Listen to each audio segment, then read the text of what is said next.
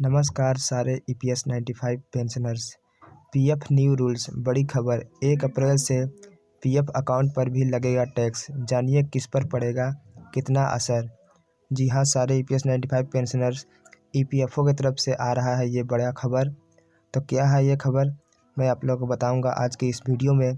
तो आज का न्यूज़ स्टार्ट करने से पहले आपसे एक निवेदन करना चाहते हैं कि अगर आप चैनल पर नए हैं या आपने अभी तक हमारे चैनल को सब्सक्राइब नहीं किया है तो नीचे में लाल कलर का एक सब्सक्राइब का बटन दिखाई देता होगा, उस पर क्लिक करके चैनल को सब्सक्राइब जरूर कर लीजिएगा और साथ में बेल आइकन ज़रूर दबा दीजिएगा। तो चलिए आज का न्यूज़ स्टार्ट करते हैं।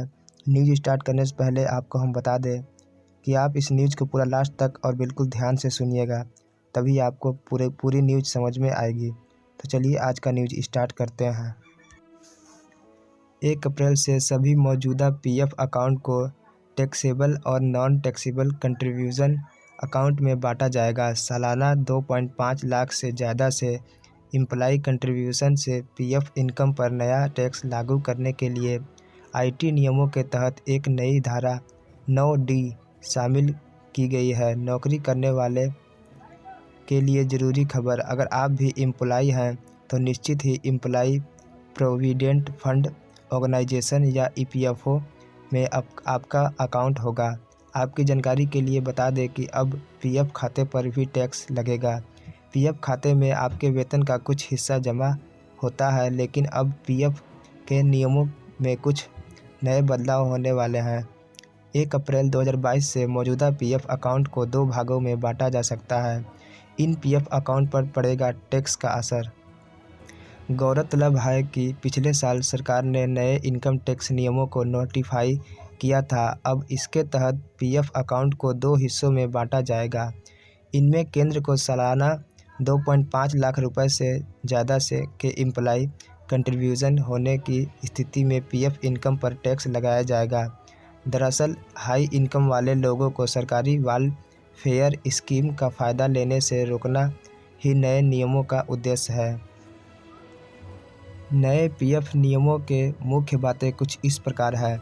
मौजूदा पीएफ अकाउंट को टैक्सेबल और नॉन टैक्सेबल कंट्रीब्यूशन अकाउंट में बांटा जाएगा। नॉन टैक्सेबल अकाउंट में उनका क्लोजिंग अकाउंट भी शामिल होगा, क्योंकि इसकी तारीख 31 मार्च 2021 होती है। नए पीएफ नियम अगले वित्तीय वर्ष यानी 1 अप्रैल 2022 से लागू हो सकता है। सालाना 2.5 लाख से ज़्यादा के एम्प्लॉय कंट्रीब्यूशन से पीएफ इनकम पर नए टैक्स लागू करने के लिए आईटी नियमों के तहत एक नई धारा 9D शामिल की गई है। टैक्सेबल ब्याज गणना के लिए मौजूदा पीएफ अकाउंट में 2 अलग अलग अकाउंट भी बनाए जाएंगे। इन टैक्स पेयर्स को फर्क नहीं पड़ेगा। आपको बता दें कि इस नए नियम के लागू होने के बाद 2.5 लाख रुपए की लिमिट का ज़्यादातर पीएफ सब्सक्राइबर को होगा, लेकिन छोटे और मध्यम वर्ग के टैक्स पेयर को नए नियम से कोई फर्क नहीं पड़ेगा।